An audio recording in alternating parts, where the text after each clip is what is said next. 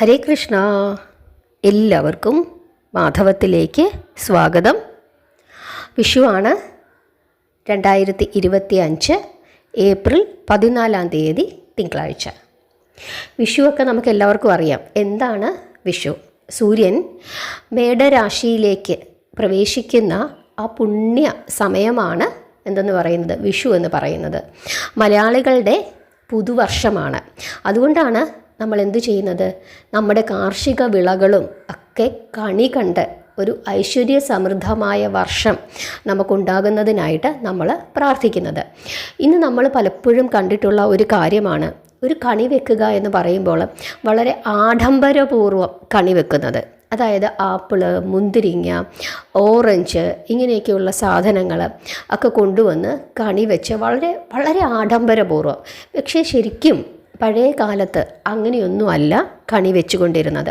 കാരണം നമ്മുടെ കേരളത്തിൻ്റെ നമുക്ക് കൃഷി ചെയ്തുണ്ടാക്കാൻ പറ്റുന്ന നമ്മുടെ തനതായ കാർഷിക ഉൽപ്പന്നങ്ങൾ കണ്ടുകൊണ്ട് നമ്മൾ മുമ്പോട്ട് പോകുന്നു. ഈ വർഷം ഐശ്വര്യ സമൃദ്ധമായി മുമ്പോട്ട് പോകണമെന്ന് പ്രാർത്ഥിക്കുന്നു. അങ്ങനെയാണ് ശരിക്കും പറഞ്ഞു കഴിഞ്ഞാൽ പാരമ്പര്യ രീതിയിൽ കണിവെക്കുന്നത്. നമ്മൾ കണിവെക്കാനായിട്ട് ഉപയോഗിക്കുന്നത് എന്തൊക്കെയാണ്? ഒരു ഓട്ടുരുളി എടുക്കുക. ഇപ്പോൾ പല വീടുകളിലും ഓട്ടുരുളി ഇല്ല എന്നുണ്ടെങ്കിൽ നമ്മൾ അതിന് വേണ്ടിയിട്ട് സ്റ്റീലിൻ്റെയോ അല്ലെങ്കിൽ അലൂമിനിയത്തിൻ്റെയോ ഒക്കെ ഉരുളി അല്ലെങ്കിൽ ഒരു പാത്രം, അതുപോലെ വളരെ വിസ്താരമുള്ള ഒരു പാത്രം എടുക്കുന്നു. അങ്ങനെ ആ പാത്രത്തിലേക്ക് നമ്മൾ എന്ത് ചെയ്യുന്നു, കുറച്ച് നെല്ലോ അരിയോ എന്താണെന്ന് വെച്ചാൽ അത് നമ്മൾ അതിനകത്തേക്ക് കുറച്ച് എടുക്കുന്നു.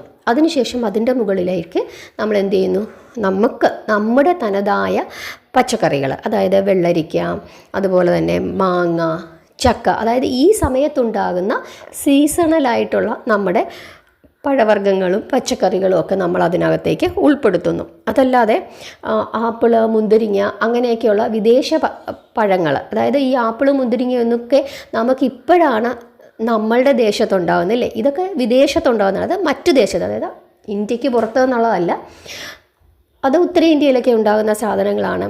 ഓറഞ്ച്, ആപ്പിൾ അങ്ങനെയൊക്കെയുള്ളത്. അതായത് ഏത് രാജ്യത്താണോ നമ്മൾ താമസിക്കുന്നത് ആ രാജ്യത്ത് ആ സ്ഥലത്ത് കിട്ടുന്ന തനതായ സാധനങ്ങളാണ് നമ്മൾ കണി കാണേണ്ടത്. അങ്ങനെയാണ് പറയുന്നത്. ഇപ്പം ഡൽഹിയിൽ താമസിക്കുന്ന ആളുകൾക്കാണെങ്കിലും അവർക്ക് എന്ത് ചെയ്യാം, അവിടെയുള്ള പഴവർഗ്ഗങ്ങൾ മേടിച്ച് വെച്ച് അവർക്ക് കണി കാണാം. വിദേശ രാജ്യങ്ങളിൽ താമസിക്കുന്ന ആളുകളാണെങ്കിൽ അവിടെ എന്താണോ കിട്ടുന്നത് അതവർക്ക് ഉപയോഗിക്കാം. പക്ഷെ കേരളത്തിലുള്ള ആളുകൾ നിങ്ങൾക്ക് നിങ്ങളുടെ ചുറ്റുപാടും എന്തൊക്കെയാണോ ഉള്ളത് അത് വെച്ചിട്ട് വേണം കണി കാണാനായിട്ട്. അങ്ങനെയാണ് അതിൻ്റെ ഒരു രീതി എന്ന് പറയുന്നത്. അങ്ങനെ നമ്മുടെ ചക്ക, മാങ്ങ, വെള്ളരിക്ക ഇങ്ങനെയൊക്കെയുള്ള സാധനങ്ങൾ, കശുമാങ്ങ, അതായത് നമ്മുടെ പറങ്കി മാങ്ങ, അതൊക്കെ വെച്ച് മാങ്ങ ഇങ്ങനെ കുലകളായിട്ട് വെച്ചിട്ട് പച്ചമാങ്ങയും പഴുത്ത മാങ്ങയും ഒക്കെ നമുക്ക് വെക്കാം. അങ്ങനെ തേങ്ങ, നാളികേരം അത് നമുക്ക് വെക്കാം. അതുപോലെ അഷ്ടമംഗല്യം അത് നമുക്ക് വെക്കാം. സ്വർണം നമുക്ക് വെക്കാം. പൈസ നമുക്ക് വെക്കാം. അരിയും നെല്ലും നമുക്ക് വെക്കാം. അപ്പോൾ ഇങ്ങനെയൊക്കെയുള്ള കാര്യങ്ങൾ, വസ്ത്രം, അലക്ക് വസ്ത്രം, അത് നമ്മുടെ അഷ്ടമംഗല്യത്തിൻ്റെ കൂട്ടത്തിലുള്ളത്. അതുപോലെ ദക്ഷിണ അത് വെക്കാം. അങ്ങനെയൊക്കെയാണ് നമ്മൾ സാധാരണ നമ്മുടെ പണ്ട് അമ്മൂമ്മമാരെങ്ങനെയാണോ ചെയ്തുകൊണ്ടിരുന്നത് അതുപോലെയാണ് നമ്മൾ ഓരോ നാടിൻ്റെയും ആചാരത്തിനനുസരിച്ചിട്ട് ചെയ്യുക. ഭഗവാനെ പുതിയ ഒരു മഞ്ഞപ്പട്ടൊക്കെ മേടിച്ച് ഉടുപ്പിച്ച്, അതായത് വിഷുവിന് നമ്മൾ ഭഗവാന് വേണ്ടി ഒരു 50 രൂപ കൊടുത്തു കഴിഞ്ഞാൽ ഒരു മഞ്ഞമുണ്ട് കിട്ടും.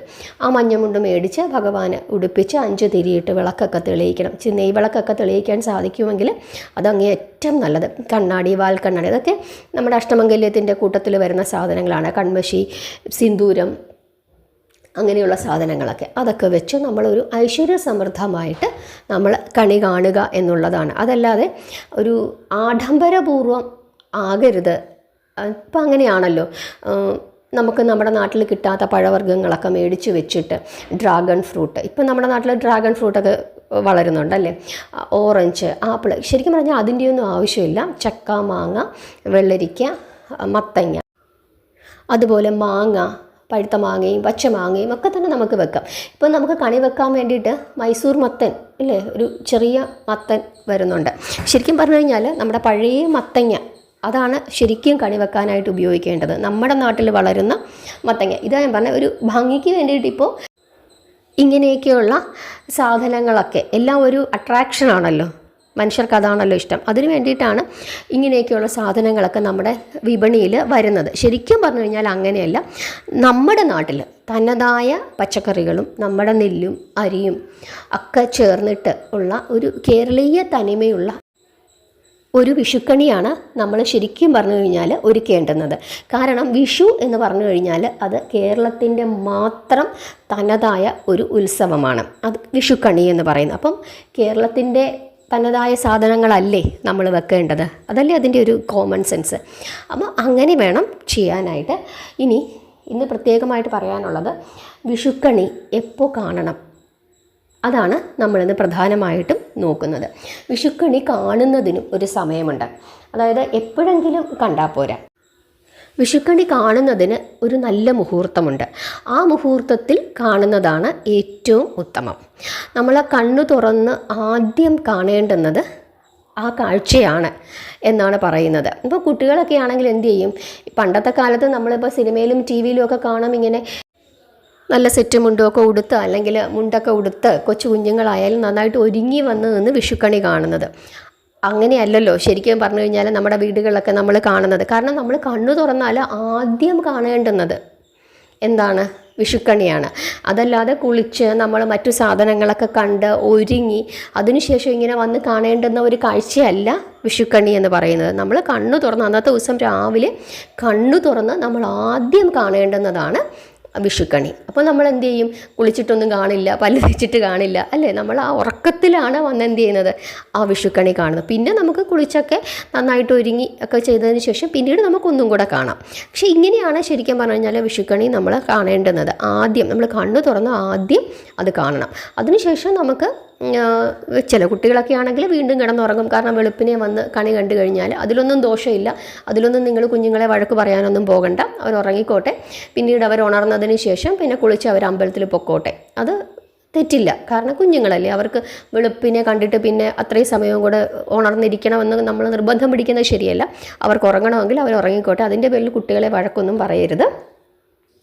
ഇനി വിഷുക്കണി കാണേണ്ടുന്ന ഒരു സമയം, അതായത് ഭാരതത്തിൽ നമ്മൾ വിഷുക്കണി മൊത്തമാണ് പറയുന്നത്, പ്രത്യേകം സ്ഥലങ്ങളല്ല പറയുന്നത്. ഭാരതത്തിൽ മൊത്തമായിട്ട് നമ്മൾ വിഷുക്കണി കാണേണ്ടുന്ന ഒരു സമയമെന്ന് പറയുന്നത്, അതായത് മേടസംക്രാന്തി നിമിഷം, അതായത് എപ്പോഴാണോ സൂര്യൻ മേടം രാശിയിലേക്ക് പ്രവേശിക്കുന്നത് ആ സമയം എന്ന് പറയുന്നത് ഭാരതത്തിൽ ഏകദേശം 3:30 മണിയോട് കൂടിയാണ്. മൊത്തത്തിൽ ഒരു കണക്കെടുത്തിട്ടാണ് പറയുന്നത്. 3:30 മണിയോട് കൂടിയാണ് സൂര്യൻ മേടം രാശിയിലേക്ക് പ്രവേശിക്കുന്നത്. അപ്പോൾ ഈ 3:30 മണി കഴിഞ്ഞിട്ട് 3:30 മണി മുതൽ നമുക്ക് വിഷുക്കണി കണ്ടു തുടങ്ങാം. വെളുപ്പിനെ ഭാരതത്തിലുള്ള ആളുകളുടെ കാര്യമാണ് പറയുന്നത്. 3:30 മണി മുതൽ നമുക്ക് കണ്ടു തുടങ്ങാം. എന്തായാലും ഭാരതത്തിലുള്ള ആളുകൾ പരമാവധി ഒരു 8 മണി 5 മിനിറ്റ് 8 മണിക്ക് മുമ്പായിട്ട് കണ്ടു കഴിയണം. വിഷുക്കണി നിർബന്ധമായിട്ടും കണ്ടു കഴിയണം. 3:30 മണി മുതൽ നമുക്ക് കണ്ടു തുടങ്ങാം. അതാണ് ഏറ്റവും ഉത്തമമായ സമയം. അതുപോലെ തന്നെ ക്ഷേത്രത്തിൽ പോയി നമുക്ക് പ്രാർത്ഥിക്കാൻ പറ്റുന്നത്, അതായത് 3:30 മണി കഴിഞ്ഞ് നിങ്ങൾക്ക് പ്രാർത്ഥിക്കാനായിട്ട് അമ്പലത്തിലേക്ക് പോകാനായിട്ടൊക്കെ പറ്റും. 3:30 മണിക്ക് നിങ്ങൾ വീട്ടിൽ വിഷുക്കണി കണ്ടതിന് ശേഷം നിങ്ങൾക്ക് കുളിച്ചൊരുങ്ങി ഒരു 5:50 ആകുമ്പോഴേക്കും ക്ഷേത്രത്തിലെത്താൻ സാധിക്കുന്നെങ്കിൽ ഏറ്റവും ഉത്തമമാണ്. ഒരു 5:57 മുതൽ 8:05 വരെയുള്ള സമയത്ത് പ്രാർത്ഥിക്കുന്നത്, നാമം ജപിച്ച് പ്രാർത്ഥിക്കുന്നത് ഭയങ്കര പുണ്യമാണ്. എന്തായാലും 8:05 മുമ്പ് നിങ്ങളുടെ ഈ വിഷു പ്രാർത്ഥനകളെല്ലാം നടത്തി കഴിയണം. അത് ഏറ്റവും ഉത്തമമാണ് ആ സമയം നിങ്ങളൊന്ന് ഓർത്ത് വെച്ചുകൊള്ളുക. ഭാരതത്തിലെ മൊത്തം സമയമാണ് ഞാൻ പറയുന്നത്. ഇനി ഞാൻ ദുബായിലെ സമയം പറയാം. ദുബായിൽ 2 മണി മുതൽ നിങ്ങൾക്ക് വിഷുക്കണി ദർശനം തുടങ്ങാവുന്നതാണ്.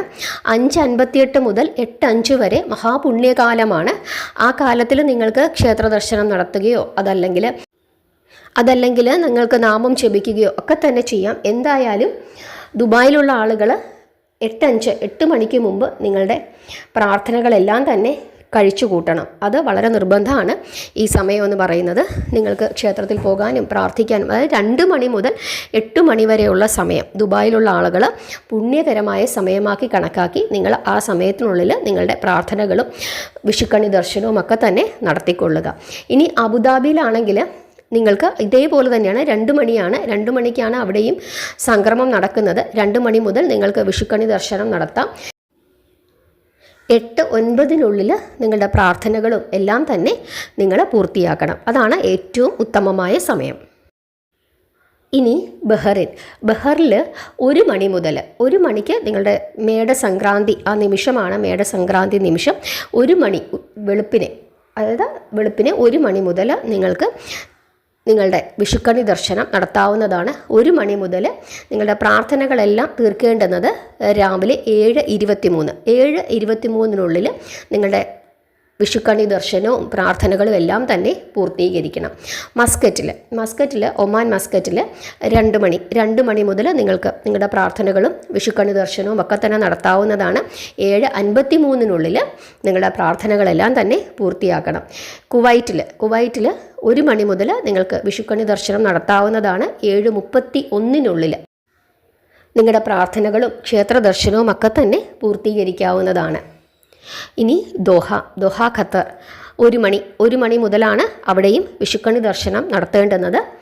7:20 നിങ്ങൾക്ക് നിങ്ങളുടെ പ്രാർത്ഥനകളെല്ലാം പൂർത്തീകരിക്കാം. സൗദി അറേബ്യ റിയാദ് അവിടെ 1 മണി മുതൽ വിഷുക്കണി ദർശനം നടത്താവുന്നതാണ്. 7:39 നിങ്ങൾക്ക് നിങ്ങളുടെ പ്രാർത്ഥനകളെല്ലാം പൂർത്തീകരിക്കാം.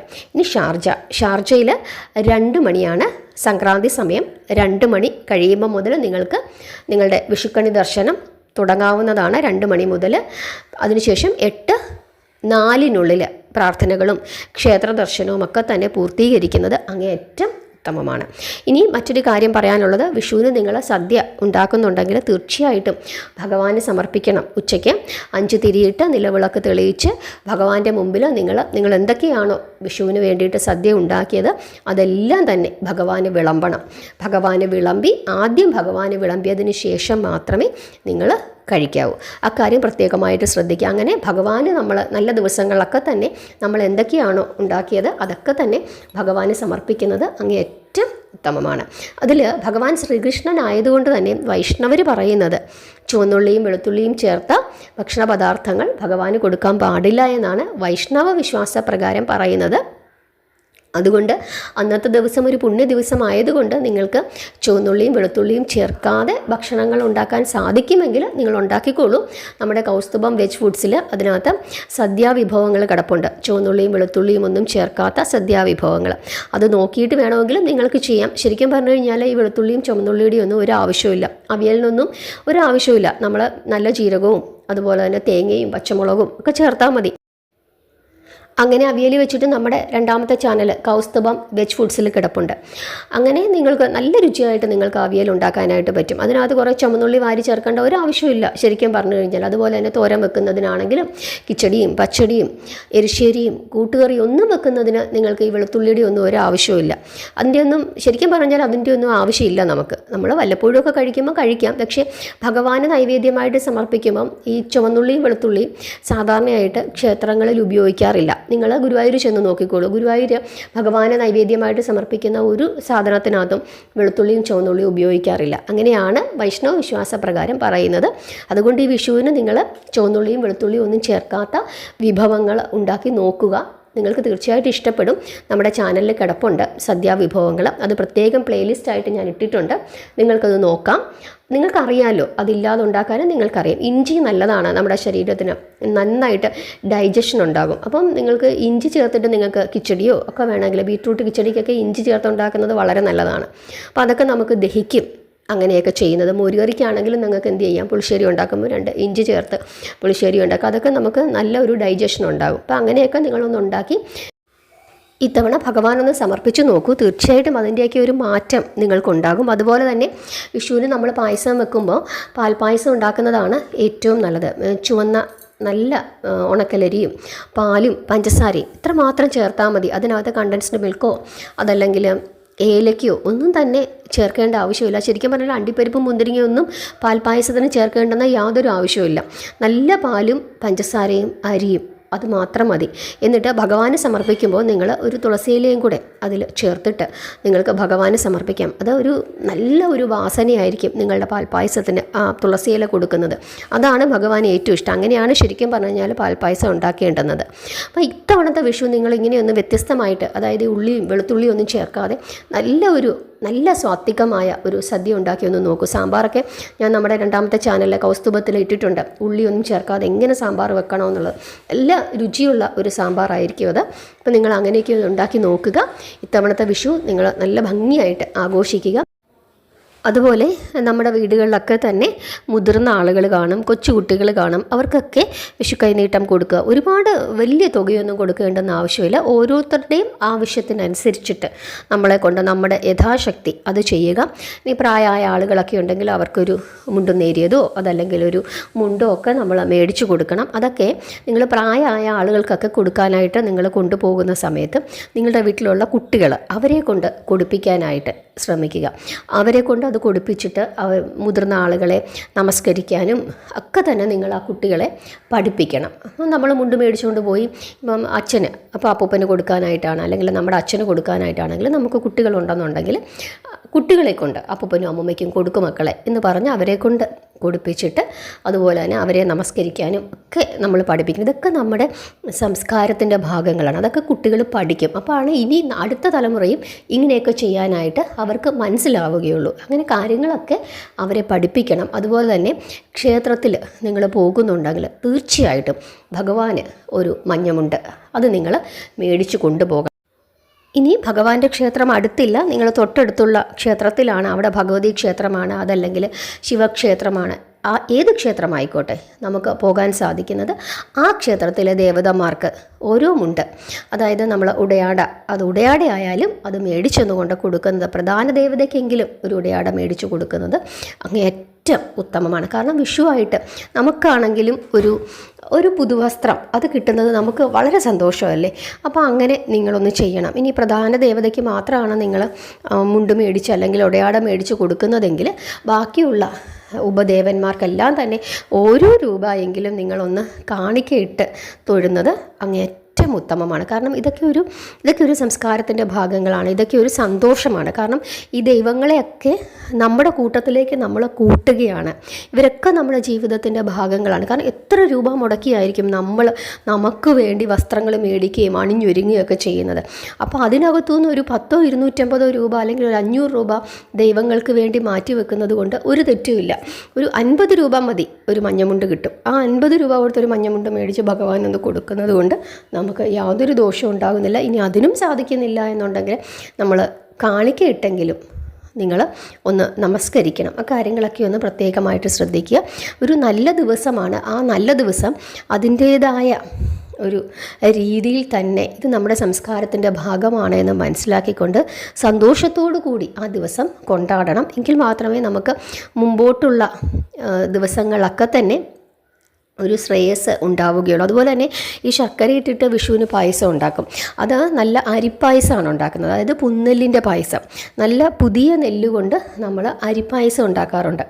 അതും വളരെ വിശേഷമാണ്. ഈ അടപ്രഥമൻ അതല്ലെങ്കിൽ സേമിയ അങ്ങനത്തെ പായസമൊന്നും നമ്മൾ വിഷുവിന് സാധാരണയായിട്ട് ഉണ്ടാക്കാറില്ല. അരിപ്പായസം അത് പാലൊഴിച്ചിട്ടും പാൽപ്പായസമായിട്ടും നമ്മൾ ഉണ്ടാക്കും, അതല്ലാതെ ശർക്കര പായസമായിട്ടും ഉണ്ടാക്കും. അപ്പോൾ ഇങ്ങനെയൊക്കെയുള്ള നമ്മുടെ തനതായ നമ്മുടെ നാടിൻ്റെ സംസ്കാരത്തിനനുസരിച്ചിട്ട് ആഘോഷിക്കേണ്ടുന്ന ഒരു ഉത്സവമാണ് വിഷു. അതുപോലെ കൊന്നപ്പൂവ് ഞാൻ ആദ്യം പറഞ്ഞ കൂട്ടത്തിൽ പറഞ്ഞില്ല, എല്ലാവരും ചെയ്യുന്നതാണല്ലോ. ഇനി കൊന്നപ്പൂവ് കിട്ടിയില്ല എന്നുണ്ടെങ്കിൽ സാധാരണയായിട്ട് ആളുകളൊക്കെ ഇവിടെ നമ്മുടെ നഗരപ്രദേശങ്ങളിലൊക്കെ കൊന്നപ്പൂ ഇല്ല. അപ്പോൾ എന്താ ചെയ്യുന്നതെന്നറിയോ? ഈ പ്ലാസ്റ്റിക്കിൻ്റെ കൊന്നപ്പൂ മേടിച്ചിട്ട് ഇങ്ങനെ വെക്കുന്നതായിട്ട് കാണാറുണ്ട്. ചിലരൊക്കെ അങ്ങനെ ചെയ്യുന്നുണ്ട്. ഇവിടെ കടകളിലൊക്കെ തന്നെ ധാരാളം ആ സമയത്ത് പ്ലാസ്റ്റിക്കിൻ്റെ കൊന്നപ്പൂക്കൾ ഇങ്ങനെ തൂക്കിയിട്ടിരിക്കുന്നതായിട്ട് കാണാം. ആളുകൾ മേടിക്കാനുണ്ടായത് കൊണ്ടാണല്ലോ അത് മാർക്കറ്റിൽ വന്നിരിക്കുന്നത്. അപ്പോൾ അതൊന്നും ചെയ്യാതിരിക്കുന്നതാണ് ഏറ്റവും ഉത്തമം. നിങ്ങൾക്ക് കൊന്നപ്പൂ കിട്ടിയില്ല എന്നുണ്ടെങ്കിൽ നിങ്ങൾ വിഷമിക്കേണ്ട കാര്യമൊന്നുമില്ല. ഭഗവാന് നല്ല മഞ്ഞമുണ്ട് മേടിച്ചു കൊടുത്ത് ഉടുപ്പിച്ച് അത് കണ്ടാൽ മതി. നല്ല മഞ്ഞമുണ്ട് ഉടുത്ത് നിൽക്കുന്ന ഭഗവാനേക്കാൾ വലിയ കണി വേറൊന്ന് കണ്ടാലും നമുക്ക് കിട്ടില്ല. അപ്പോൾ അക്കാര്യങ്ങളാണ് നിങ്ങൾ പ്രത്യേകമായിട്ട് ശ്രദ്ധിക്കേണ്ടുന്നത്. അങ്ങനെ നമ്മുടെ ഒരു കേരളീയ തനിമ അനുസരിച്ച് വിഷു ആഘോഷിക്കുക, നാമം ജപിക്കുക, പ്രാർത്ഥിക്കുക. കഴിവതും നെയ്വിളക്ക് കത്തിക്കാനായിട്ട് ശ്രദ്ധിക്കുക. 5 തിരിയിട്ട് വിളക്ക് തെളിയിക്കാനായിട്ട് ശ്രദ്ധിക്കുക. വിഷു സദ്യ ഉണ്ടാക്കുന്ന സമയത്ത് ഭഗവാന് അത് ഉച്ചയ്ക്ക് വിളക്ക് തെളിയിച്ച് നമ്മൾ എന്തൊക്കെയാണോ ഉണ്ടാക്കിയത് അതൊക്കെ തന്നെ ഭഗവാന് വിളമ്പി സമർപ്പിക്കുക.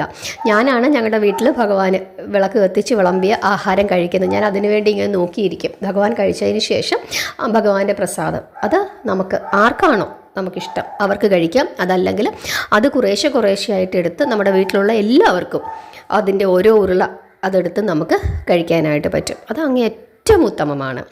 പരിപ്പൊക്കെ ഉണ്ടാക്കുന്ന സമയത്ത് നല്ല നിറനെയ്യ് കൂട്ടി തന്നെ കഴിക്കാനായിട്ട് ശ്രദ്ധിക്കുക. അപ്പോൾ ഇക്കാര്യങ്ങളൊക്കെ ഒന്ന് ശ്രദ്ധിച്ചോളൂ. നിങ്ങളുടെ അഭിപ്രായങ്ങൾ പറയുക. നിങ്ങളുടെ വിഷു ആഘോഷങ്ങളെ പറ്റിയും പറയുക. ഹരേ കൃഷ്ണ.